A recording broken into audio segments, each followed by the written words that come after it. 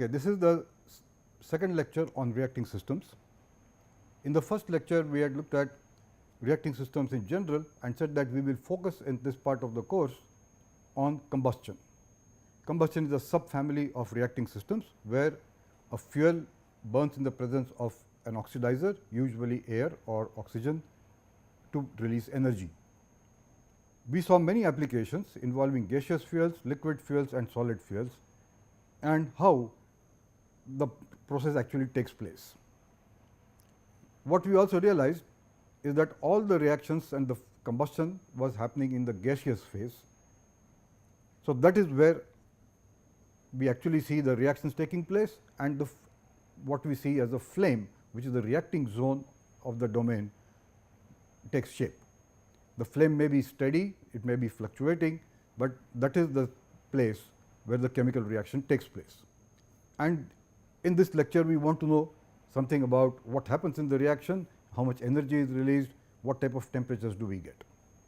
So, we will start by looking at some aspects of the flames, then we decide what type of a system that we want to look at, what are the, how we apply the conservation of mass and conservation of energy, to finally answer questions like how much energy is released by burning a fuel, what is its calorific value, or what is the maximum possible flame temperature that one can get. So, those are the type of questions we want to ask. So, we will begin by revisiting the flame and seeing what are the characteristics of a flame. So, we see that flame is a reaction zone, part of which is visible to the eye. We see that as a blue flame or a whitish flame or a yellowish flame, and part of it we do not see it, but that is where also reactions takes place, which is in the infrared part. So, there is a visible flame and there is an invisible flame. Because of the chemical reaction that takes place in that zone, energy is released, and this is the energy that is released by the breaking of some bonds in some molecules and forming of new bonds, and the difference in the energies of the bonds before and after is what is released. But this energy, if it is in a visible flame, it could be radiated out, and it could be a strongly radiating flame, which would be a yellowish or sooty or a blackish flame. That means, there are a lot of the energy released by the reaction is lost to the surroundings. Or it could be a weakly radiating flame, where the flame is bluish or whitish, and then the amount of energy radiated because of the release of reactions is much less. The extreme case of this would be that you have a system where there it is adiabatic, there is no loss from that reacting system. So, all the energy that is released remains in the system, and that is manifested itself as high temperature of the products of combustion. So, that is what we get with or without energy loss from the reaction. We will finally have products coming out, which may call hot products of combustion. So, these are the molecules whose temperature is high. Physically, the flame has a finite thickness. It is of the order of about a millimeter, maybe 0.5, 0.6, 0.7 millimeters, depending on what type of a flame it is. So, it is in a very small distance that all these chemical reactions are actually taking place.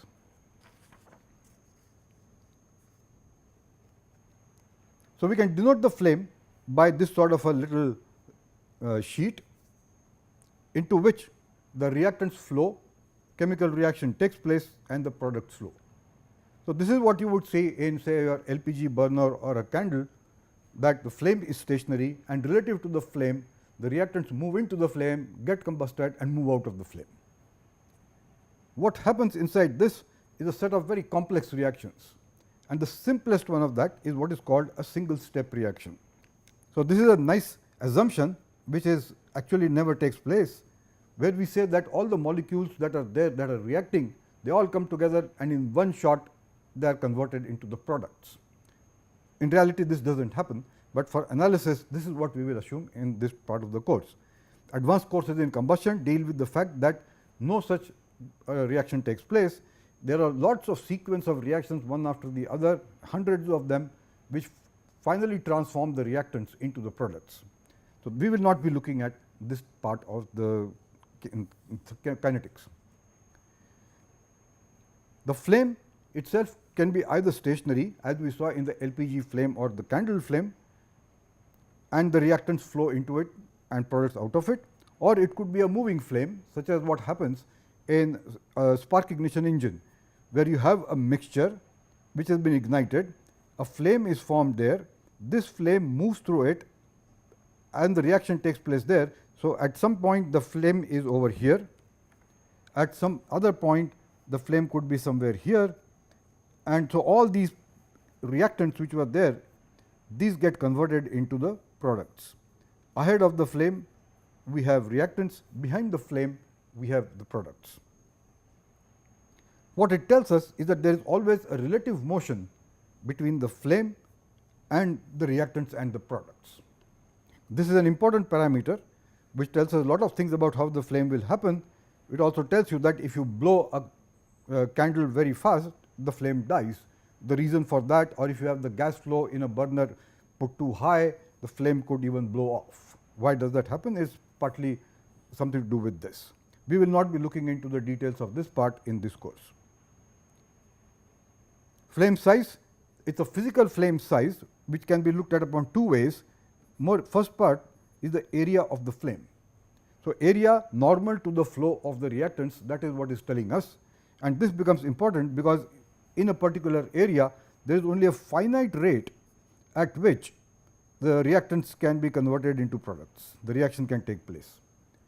So, it is reaction rate per square millimeter is something which is within certain limits, and so the flame will adjust itself to get a certain area, so that the total reactants coming into it are combusted.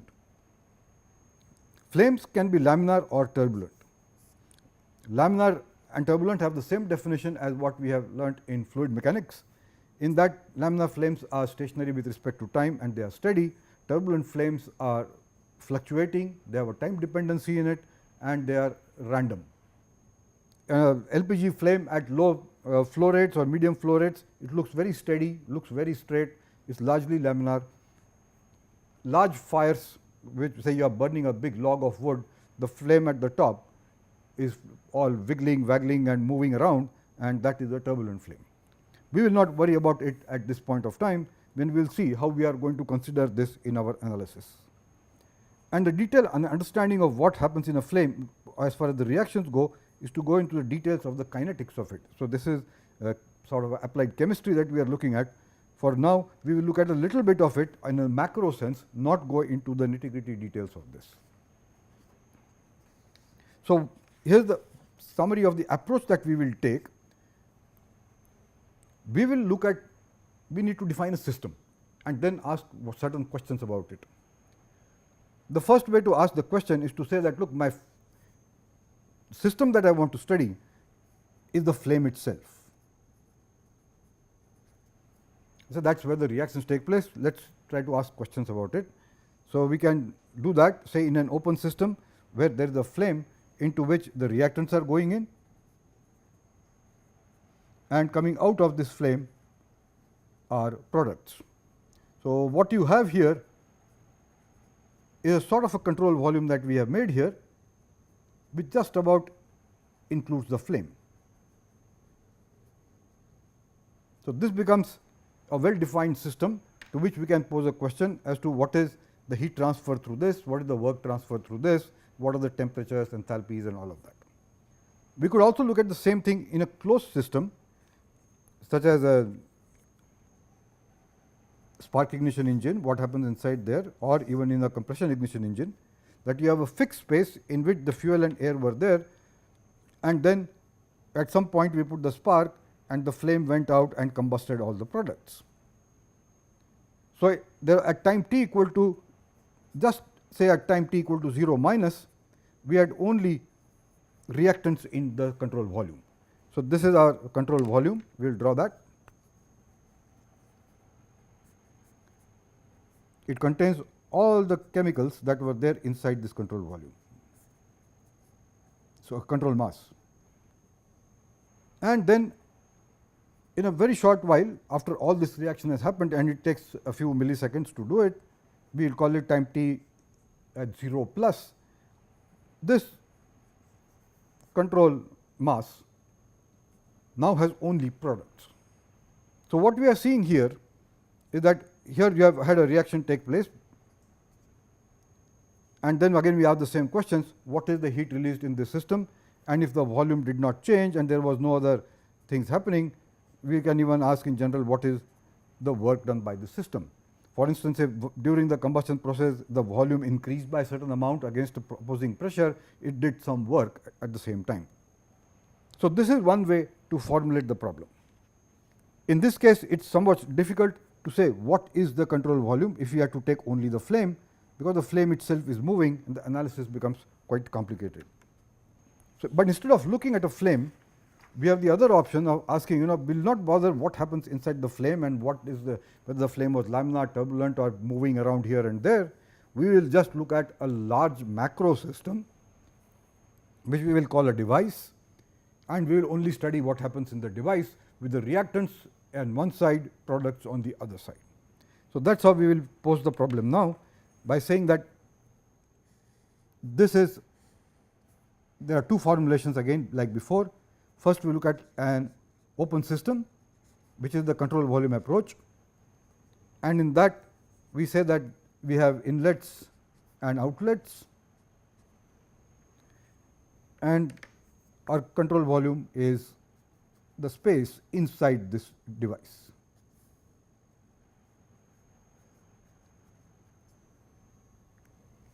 So, what we are having is, we have reactants going in there, and coming out of this are the products. And our question again is, what are the heat and work transfer rates associated with this? So, what is Q dot C V and what is W dot C V? So, this is one way. The second thing to look at is a closed system, and here again we just take a large device which contains all the substances that are going to participate in the chemical reaction, and define this as the control volume in which everything is going to happen. So, in this case, this was our control volume, in this case this is our control mass, and this whole box outside represents our device. And as before, here you have the reactants at some instant going into becoming the products. So, now let us look at this and define a few things. First, we will not worry what goes on into the details in each one of these systems. We will only look at two parts. In this case, we will only look at here, and we will call this as state 1, and then we will look at what happens here, and we call it at state 2. That means, the reactants, each one of them is at state 1 entering here, the products whatever were the species, they are all coming out at state 2. What this tells us is that all of them are at the same temperature and pressure. For example, if it was methane and air going into a burner, methane and air we say are both at the same state, same pressure, and we can then uniquely define properties for both of them. And what is coming out is again at the same pressure and at the same temperature. So, going in with T1 and P1, coming out we have products at T2 and P2. It could so happen that P1 is equal to or almost equal to P2. This is entirely possible in an open system. In the closed system, the states are slightly different. We will say that just before the reaction takes place at T equal to 0 minus, this is state 1, which is the state of the reactants. So, we will interchangeably use in both cases 1 and R. So, here 1 means the reactants before the chemical reaction took place, and after the reaction has happened, we will call this as state 2, which is only the products. And in both cases, we assume that this mixture, this thing, this and this, these are all mixtures. So, you can say 1 and 2 or reactants and products. Each one of them we can say is a mixture or both are mixtures of different species. The reactants have certain species in them, products have some other species in them. If it was a methane and air reaction, this side you will have methane, oxygen and nitrogen, and if no other products were formed during combustion, on the right side in the products we would have carbon dioxide, water and nitrogen. So, we are looking at mixtures, that is number 1. And second, we will also say that these mixtures are in equilibrium.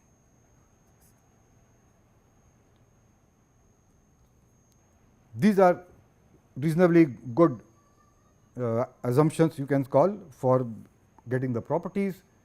They define the system well, and the moment we have done these two, it also tells us that we can, whatever we have learned in the earlier lectures about mixtures, all of that can be applied over here.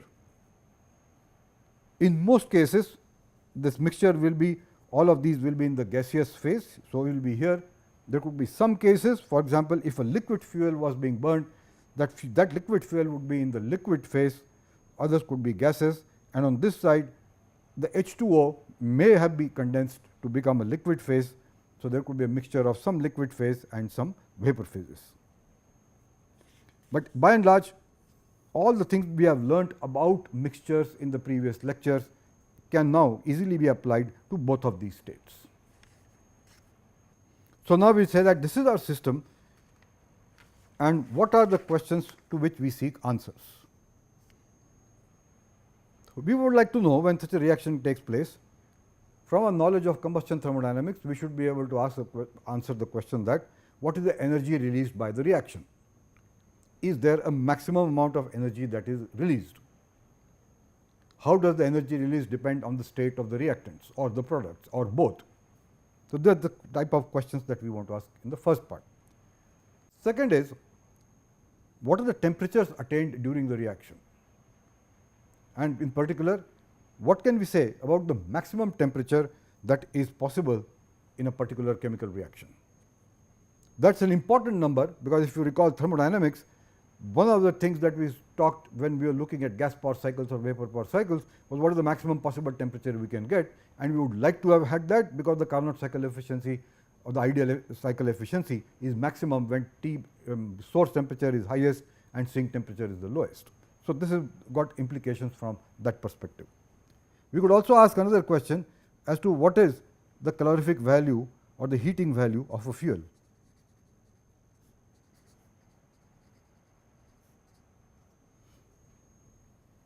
That means, if you have unit mass of the fuel and you burn it completely, how much energy will it give? So, that is another thing. So, these are the type of questions we want to ask, and for this we will now go ahead and develop a methodology, begin by first looking at the chemical reactions, looking at some macroscopic properties of the mixtures, and then we will go into the conservation of mass and energy to answer finally all these questions. So, we start by looking at the chemical reaction, and we will not worry now that we have made that box, and we say we are not going to be worried about what happens in the box, except that there is one particular chemical reaction taking place. We will look at, for example, burning of methane in air. This could be due to natural gas or CNG, and this is air, O2 plus 3.76 N2. So, this is what we will call our reactants, and this burns out completely to form carbon dioxide, H2O, and of course, all of this nitrogen continues to come here. Now, nitrogen does not take part in the chemical reaction. In that sense, nitrogen is inert, but the energy released by the burning that is happening over here is distributed amongst all the products. So, not only do CO2 and H2O attain a high temperature, so does the nitrogen. That means, the total energy released in the reaction, whatever we call it as a delta E, or maybe Q, the heat of reaction or the enthalpy of reaction.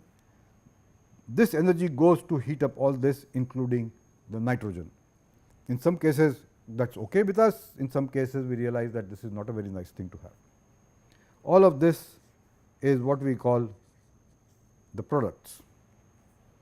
And the way this reaction manifests itself, that in a closed system we will write this reaction for 1 mole of CH4.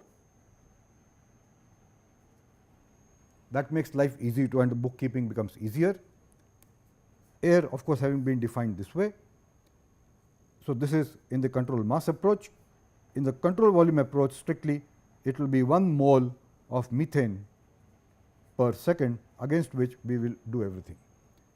So, although the reaction looks straightforward like this, we are interpreting this that in a closed system, which is a control mass approach, it is exactly masses like this, whereas in a flow system, which is an open system, we can say that this is the flow rate at which this thing is going through. So, the same reaction actually defines both the closed system as well as the open system. And we say that mass is conserved in this reaction, in that every atom here appears here. So, every atom that was there in the reactants will be there in the products, they do not disappear. One can always ask and say that, look, if there is some energy going out, is not there a change of mass because of this? And you can say that delta E from relativistic considerations, the change in mass times c square. One can do a quick calculation and say, look, what is the typical energy released in a chemical reaction? Say any hydrocarbon fuel is of the order of, say, 40 megajoules per kilogram of fuel is the energy released, and with that the corresponding change in the mass of the products, delta m, which is the mass of the reactants minus mass of the products, this is going to be very, very small, much less than the masses that we are looking at.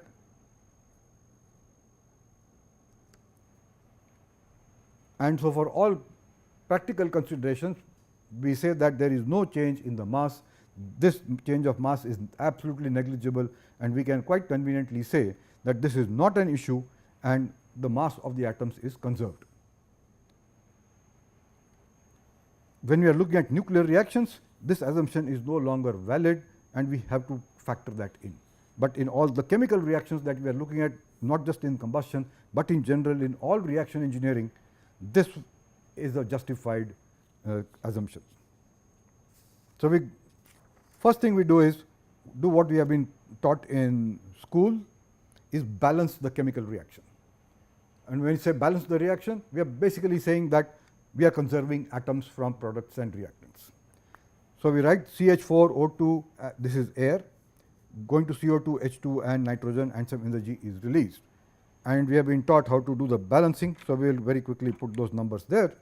That 1 carbon atom comes here, there are 4 hydrogen atoms and there is H2O here. So, this has to be 2, and to get this right amount of oxygen, this has to be 2. So, the oxygen is balanced, and all of that results in 7.5 to N2, which is on this side, which also appears on this side.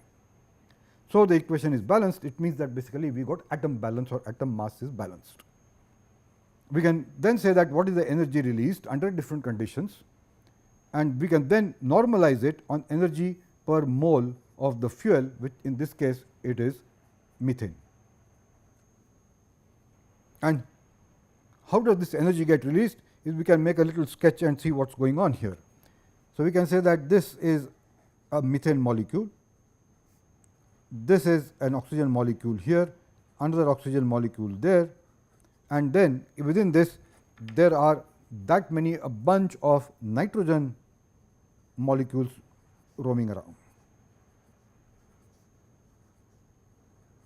So, all this thing is our reactant, and this is in the gaseous phase. So, they are all moving around, bumping into each other, and this gets converted into the products, which on this side we have carbon dioxide, H2O,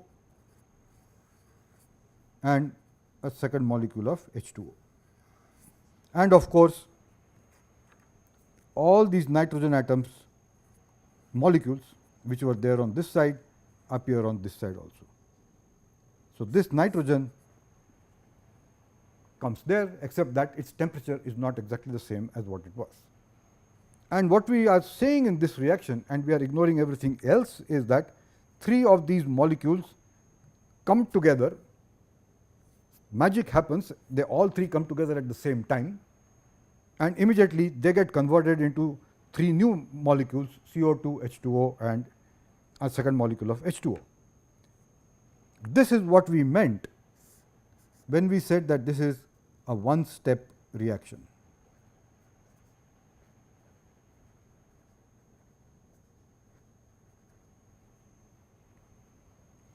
It is a nice theoretical thing to have, practically it never happens. And the reason is that if you look at kinetic theory of gases, where we treat all the molecules as rigid spheres, which are all moving with a certain random velocity, bouncing and colliding with each other, then it tells us that the probability, what is the probability by which 2 of them will come and have a collision, what is the probability that 3 of them will come together and have a collision, and in this particular case not just have a collision, but have the type of energy for the breaking and making of bonds. That probability is practically 0.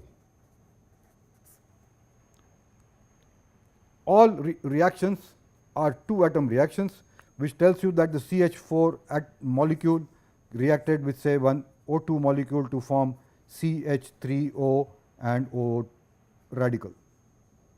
So, this is a 2 molecule or a 2 molecule radical reaction, and like that then this has another reaction with some other entity, this with another entity, like that you have lots of 2 reactions of involving 2 of these, at the end of which all of it goes down to making CO2 and H2O. This is what is called a multi-step reaction. This is how the real processes take place. It is quite complicated and it is not in the purview of a beginning course in thermodynamics. This is what advanced thermodynamics is all about, and unless we understand this, we will not be able to understand pollutant emissions that are formed in various combustion systems. But at this point we will not bother whether it was a one-step reaction or a multi-step reaction. Our device, which is the control volume or control mass, we just say that reactants went in, whatever happens we do not care, at the outlet we have the products coming out. So, for that let us now begin by looking at the first important thing within combustion, which is called stoichiometry, which is telling us how can I quantify at the macro level what is it that we are burning. These are important things from a very practical perspective. This is very essential. We are always looking at what is the stoichiometry of different flames, because that determines how well and how completely the fuel burns, that is one. And second, it also tells you how much pollutants like nitrous oxide or carbon monoxide or maybe even some of the unburnt hydrocarbon fuel itself, how much of that will remain. This is a key to answering those questions. So, how do we go about defining what is stoichiometry? So, first we are looking at the macro level, which is the bulk. That means we are looking at the whole mass. We are not looking at a molecule at a time or an atom at a time. And we are looking at a mixture of fuel and oxidizer. And now we define a few things here. That first, what we say is, what is, if the amount of oxidizer needed for just completely burning a quantity of fuel, then we say that we have the stoichiometric quantity of oxidizer. So, what it means is that we have to have complete burning of the fuel. That means, if it was hydrocarbon, all the carbon becomes carbon dioxide and nothing remains as carbon monoxide or as something else, and all the hydrogen becomes H2O, water. Now, to make that happen, we could have given a certain amount of oxidizer, but if we had given more amount of oxidizer, the reaction would still have been complete, but we would have had some of the oxidizer remain unutilized. And that is why this word just comes in here, that when we say that to just completely burn the quantity of fuel, which means that all the oxidizer that was given is also consumed, and we also at the same time have only carbon dioxide and water. This, if this condition were met, we say that that particular mixture, we are supplying it the stoichiometric quantity of oxidizer. In reality, it is very difficult to maintain that, because practically maintaining something exact is next to impossible. We will always be off by a few percent this way, that way, and in many cases we actually consciously decide, are we going to give more oxidizer or are we going to give less oxidizer. So, that leads us to the next two definitions, that if the quantity of oxidizer provided or which is available for the fuel to burn in is more than the stoichiometric quantity, which is exactly what was required to burn all the fuel, then we know that we have more oxidizer than what is needed, in which case we say that this particular condition, it is a fuel lean mixture. That means, there is more oxygen than the fuel, and we just call it as a lean mixture. In many combustion systems, like say burning coal, or in power plants which are burning coal or oil, we always put in a few percentage more of air than what is needed for complete combustion, with the hope that we are going to get complete combustion. Now that there is a lot of research that has happened and still going on, we know how we can reduce that extra amount of oxidizer or air that is going in and still have complete combustion. It has a lot of advantages. The other condition that can happen is that the oxidizer provided or available is actually less than what stoichiometric quantity is there. So, stoichiometric quantity wants a certain amount of oxidizer to be given to the mixture, to the fuel, but actually we are putting something less than that. That means, that there is not enough oxidizer in the mixture, there is more fuel than oxidizer, and this is what we call a fuel rich mixture or a rich mixture. In practical situations, we encounter both these situations, and in some cases we manipulate the design of the combustor, so that at some place we have rich mixture and in another place we have a lean mixture. This is the type of burners that have been developed, which are much more efficient than older burners, but they rely on a very intricate knowledge of these type of issues. So, we have seen what is a stoichiometric mixture or the stoichiometric quantity of oxidizer, and let us look at an example, which is our methane in general hydrocarbon burning in air. So, we have in general hydrocarbon CXHY is what we are writing, and this burns in air, which is a gaseous mixture of oxygen plus nitrogen going to carbon dioxide, water and nitrogen. So, to balance this, we have put a X there, this is a Y number of this. So, this side becomes Y by 2, and all the oxygen that gets added up, this O2 was there A, and nitrogen has to be conserved. So, this becomes 3.76 times A. So, the reaction is now balanced, in that this side also is A, and we get this much CO2 plus H2O plus N2. And we do an atom balance on this for oxygen atoms, and we say that this side we have 2A number of oxygen atoms, and this has to equal to the number of oxygen atoms on that side, which is 2x plus y by 2, which implies that A should be equal to x plus y by 4. If this condition is met, then we say that we have a stoichiometric reaction.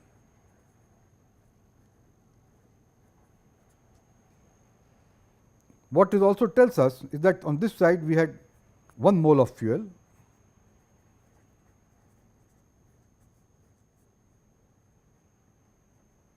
and on this side we had 3.76 moles of nitrogen, 1 mole of oxygen, all of this multiplied by A. So, 3.76 plus 1, 4.76 multiplied by A, this many moles of air are there on the left side, and this is what is required to produce the stoichiometric reaction. Now, we take this further and say, look, if this was a stoichiometric reaction, then this and this ratio seems to be fixed. So, now we will define this ratio as in two ways, one as the air fuel ratio and then the inverse of this as the fuel air ratio. So, in general, air fuel ratio is nothing but mass of air divided by mass of fuel, which is actually there in the mixture. And this thing, for a stoichiometric condition, it becomes air fuel ratio for the stoichiometric condition. This is defined as this whole thing, mass of air divided by mass of fuel for stoichiometric condition, is we just did stoich.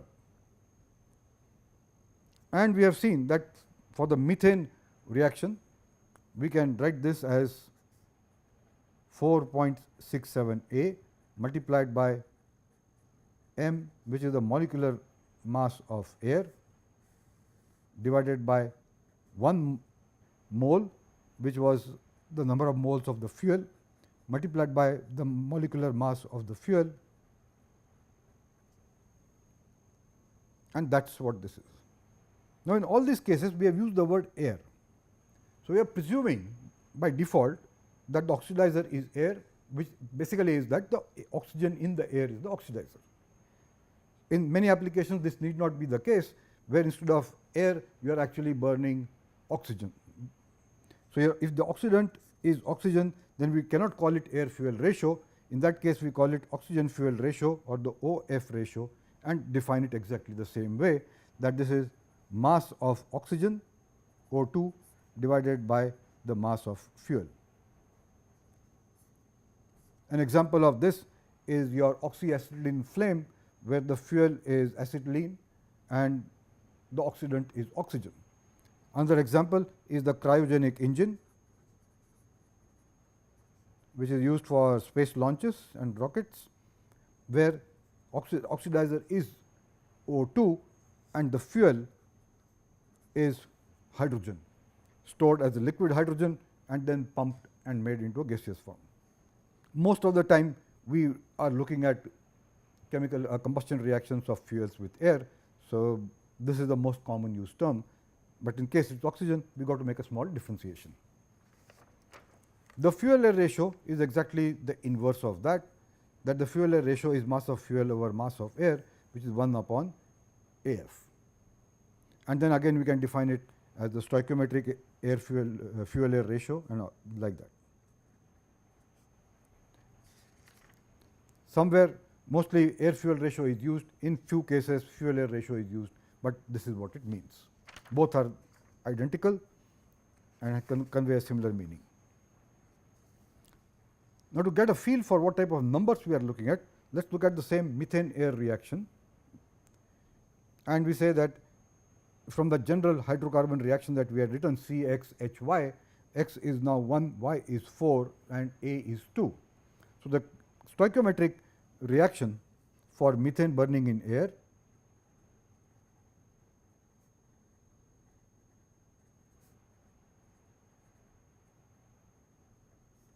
is CH4 plus 2 times O2 plus 3.76 N2 in bracket, this is air, CO2 to H2O plus 7.52 nitrogen. So, the air fuel ratio for stoichiometric condition will become 9.34, which is this plus this multiplied by 2 multiplied by the molecular weight of air divided by the molecular weight of methane, which is 28.97 and this is 16. And so, you can see that this is like of the order of something like 16 or 17.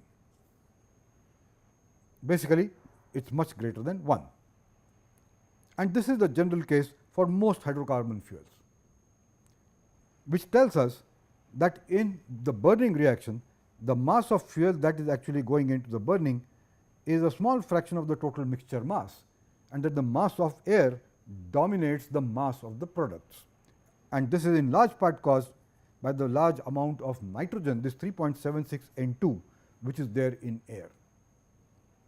In the case of methane burning in oxygen, we have this thing CH4 plus 2O2 going CO2 plus H2O, and the stoichiometric oxygen fuel ratio would then be 2:1 into molecular weight 32 by 16, which is 4.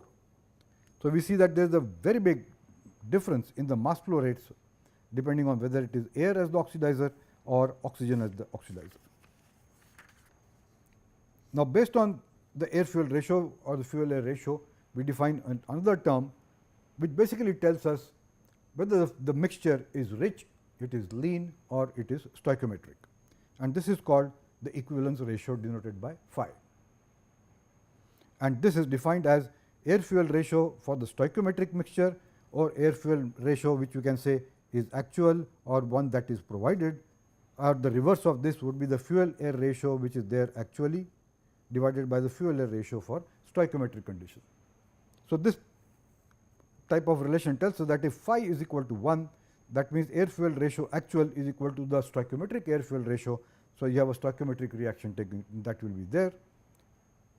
If phi is greater than 1, that means the actual air fuel ratio is less than that for the stoichiometric condition, which means that there is more fuel. So, this is a rich mixture. And if phi is less than 1, air fuel ratio actual is greater than the stoichiometric air fuel ratio, which implies there is more oxidizer, which means that you have a lean mixture.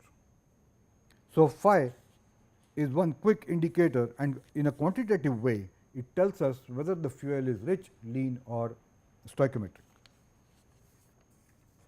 An important parameter that comes in the design of combustors and reacting systems is how much air to provide. And as I mentioned, we be a little bit on the conservative side, that we want to make sure that all the fuel burns. So, there has been a tendency for all these years that we provide a little more extra air or extra oxygen than what is needed. The moment that you have given extra oxygen or extra air, we mean that, well, how much more did we give? This is an important parameter to ask, and that is quantified by a term called the percentage or the percent stoichiometric air. That percent stoichiometric air is defined as 100 upon the stoichiometric or the equivalence ratio as a percentage. So, if phi is 1, we say that it is 100% stoichiometric air.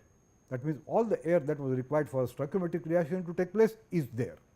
If phi is less than 1, that means the stoichiometric air ratio is more than 100%. That means you have 100% plus stoichiometric air, say 110% stoichiometric air. That means you have provided more air than what is needed for a stoichiometric reaction. So, you are looking at a lean combustion. And if phi is greater than 1, it would mean, say, like we have 95% stoichiometric air. That means we are giving less air than what was needed. So, this is a rich mixture that we are producing. So, this is one of the important things that are often used in the discussions on combustion, of what is the how much percentage stoichiometric air is there. And yet another indicator of how much excess is there is we directly call it percentage excess air, which means that we are by default looking at lean mixtures and air is the oxidizer.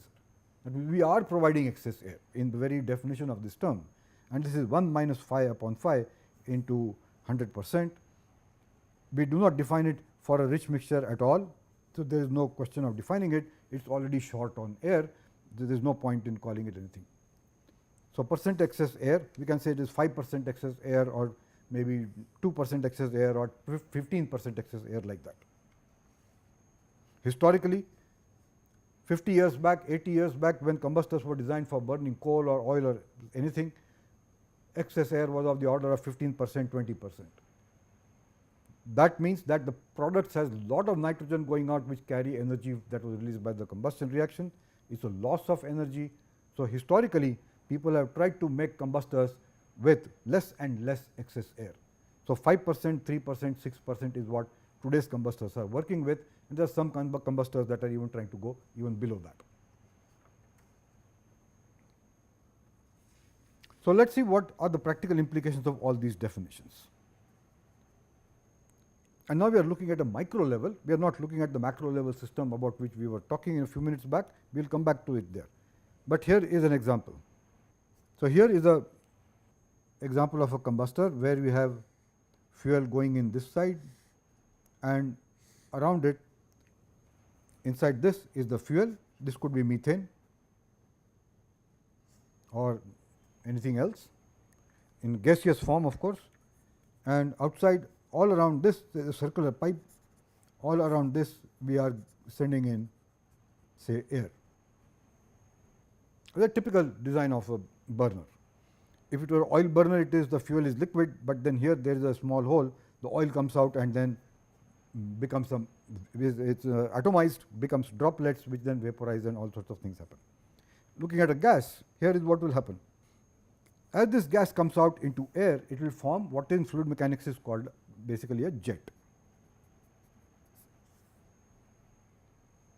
And what the jet will do is that because of momentum, this will go out, and gradually, because this air is also coming in, there will be transverse mixing as we go in the direction of the flow.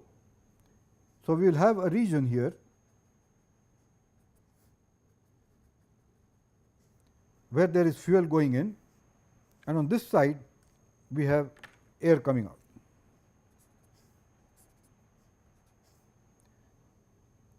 So, there will be upper limit there where this impact of this jet is felt. What is the shape and size of this is what we can look at the fluid mechanics and get from there. So, what you are seeing here is that inside this here we only have the fuel, say methane, and outside this zone here we only have air.